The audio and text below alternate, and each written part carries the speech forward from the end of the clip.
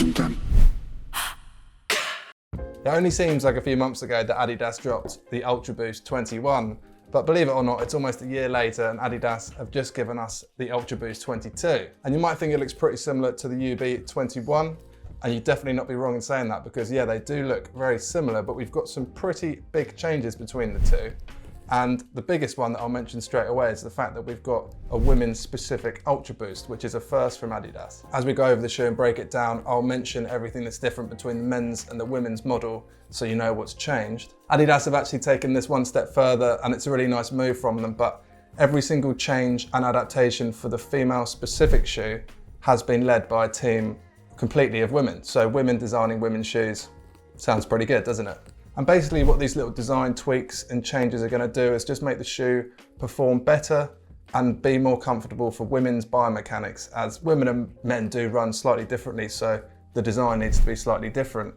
And it's an interesting fact that half of runners in the world are actually female. So considering that loads of shoe models are only focused at men and around men's biomechanics, I think this is a really nice move from Adidas to see a more of a 50-50 blend between shoe design and where shoe design's going. So a really nice touch there from Adidas. So as with the UltraBoost 21, we saw the introduction to PrimeBlue, which is one of my favorite things that Adidas are pushing now, and it's no time like the present basically, but they're introducing Ocean plastics recycled into the upper yarn knit material. So the whole of the upper material, the upper knit material here, is 50% recycled ocean plastic, which is such a nice move for Adidas to go in. I'm really glad that one of the big players in the game are really taking this seriously. And it's such a great upper material that you're not losing anything out for having it recycled. So it's just an absolute win and a great move. I really like it. And there's a few other bits that are even more recycled than the 21, like the outsole, that we'll have a look at later. The Primeknit Plus design on the top has changed, as you can see from the 21. So it's basically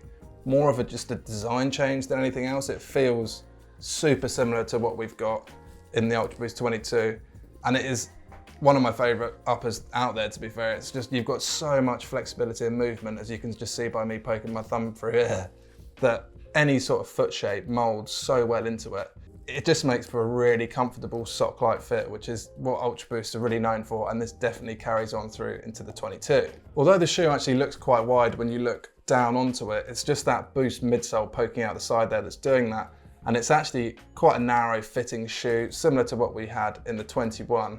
It's not on the super narrow end of the spectrum like we had with Adidas shoes a few years ago. And with that Primeknit upper, you do get a lot of give into the shape of your foot. So generally, it's a very good fitting shoe for most people, unless you've got really wide fitting feet. And now's the time to mention that the women's specific model has a women's specific design and fit. So that has a slightly shallower toe box, as well as it having a slightly narrower last, as well as the whole shoe itself having a slightly narrower design and a quite noticeably narrower heel cup. And that's because women's feet, you might have guessed it by now, are generally a little bit narrower, especially in the heel area. So this is going to give women a much better heel hold, which is something that you really want from a good running shoe. And we'll talk about that heel design change a little bit later on. Adidas actually came up with this new shape and design from testing over 1.2 million female feet. So they've definitely really looked into female feet and what's going to work. So hopefully it's going to make some really good changes for the girls out there. Moving on to the Midcage, it's a really similar design to what we saw in the 21. And that's a good thing because I really like that Midcage. It's a really sweet design. So let's go over it again quickly. So we've got it slightly raised up from the midsole here, which gives it a little bit of flex and a little bit of movement just from that little bit of Primeknit there, which is really going to help not make it feel super constricting when you're running and give it that little bit of give, which gives you the support of what you need from the lacing, but also doesn't make it really constricting and like a blood stopper basically. So a nice design there. And you can see they've taken that step further by introducing these little material eyelets here. And that's going to add a little bit more flex to that mid-cage, as with the 21 you didn't have that. You can see there. So essentially it's just going to be even more forgiving than it was in the 21, which I didn't notice it needed it, but I think every little helps in that sort of scenario. So a nice feature there. And then moving up to the other end of the cage at the top, you can see they've actually reinforced the top eyelet with a metal backing and they've given it a round shape. So this is going to help with wear on the lace itself, as well as wear on the actual cage. So you're just going to have a much more durable design. And basically if your cage was to break here, it was much sharper on the laces as well. This is just a more durable, better design, just to give you that little bit more durability. As with the UB21, it has that one-piece upper. And for those of you that have tried it, I'm sure you'll agree with me, it is so comfortable. It's like next level comfort. It's like wearing a sock basically, but a sock that's not going to slip off when you're running. And they've carried this through onto the 22, very similar design. So it's a one-piece tongue. And we've got a small change to the tongue on the women's model, as we've got a small padded Adidas logo. You might be able to see it here, but it's probably about 3 or 4 mil of a little padded tongue there. And this is actually apparently placed in a different position to the men's shoe for a more comfortable design for both men and female to have it in the right place. So again, nice little touch from Adidas. As with the UB21, the 22 is a really good looking shoe. It's got a really nice silhouette, and lots of you might just want to buy it as a casual shoe. And that's absolutely fine. It's a really nice shoe just to walk around in, spend all day in. You don't have to use it as a running shoe. But as a bonus, it's a really good everyday running trainer. It's a really good training shoe for mid to quite long distance runs, as it's got that big boost midsole, which we'll have a look at in a minute. It's not going to be the fastest shoe out there, but it's going to be a really comfortable plush one. For the runners out of you there, it's got a 22 mil stack height at the heel and a 12 at the toe. So that's a 10 millimeter heel to toe drop. And this shoe runs as a neutral shoe. So those of you with a neutral running gait, this is going to be perfect. For those of you that need a stability shoe, you might want to look at getting something with a little bit more stability in it. And either way, it's nice to see that a good running shoe can look as good as a casual shoe, so you can go for a coffee afterwards and not feel too out of place. If you want to know more about the shoe, see more product pictures of it, see the sizes, the colors, or buy the shoe, any of those things, click on the link up here and it will take you to the Wiggle page where you can see all of that there. And if you've got any thoughts or unanswered questions about the 22, drop them in the comments below and I'll be sure to answer them. Moving to the back of the shoe, the heel counter on the shoe looks very similar to what we saw in the UB21. So it's similar looking and it's a similar design concept. So it's that sort of outer TPU cage that's going to give you that really good heel lock and hold, but this is improved for both the men's and women's. So we've got, it's going to be hard to show on camera, but we've got improved cushion design on the inside. So the way I can describe it is, rather than having 2 little pads in what we had before, that kind of feels like it's giving you a bit of heel lock, which it is, but this is a much more domed socket for the heel of your foot to lock into.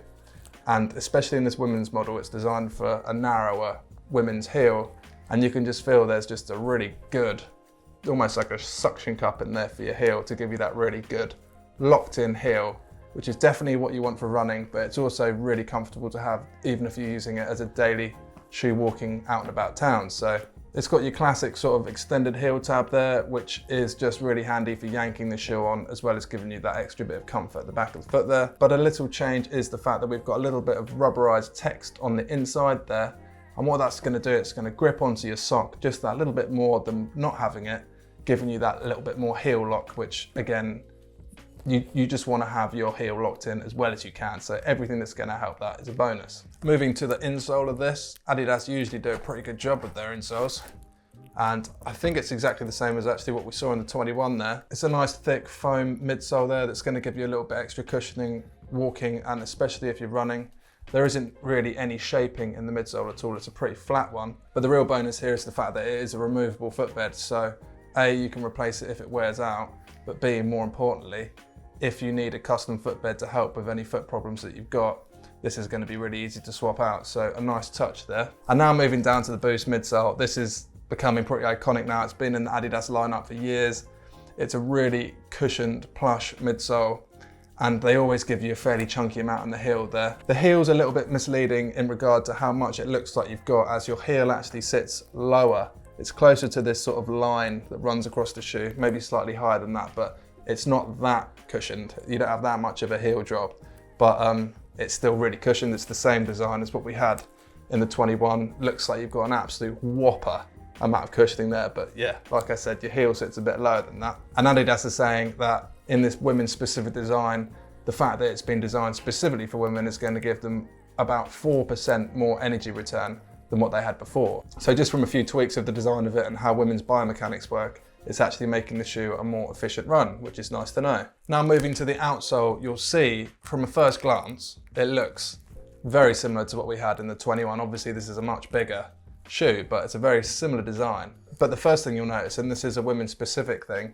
is that you've got this different chunk of rubber down here. This is only in the women's model, and it's basically a tuned medial outsole. And basically in English, what that is the biomechanics between a male and a female running gait are slightly different. So the Q factor, which is basically the angle that your leg is at in your running gait, and this is different for both male and female, so they need an ever so slightly different design, which essentially is just going to give you more support when running. Like I said, the outsole is very similar to what we saw before in the UB21, looks very similar, and it's a Continental outsole. They are the kings of rubber. They make tires for cars, bikes, all sorts, and they really know how to make really good grippy compounds that last for a long time in all sorts of conditions. So it's a really good compound for road running.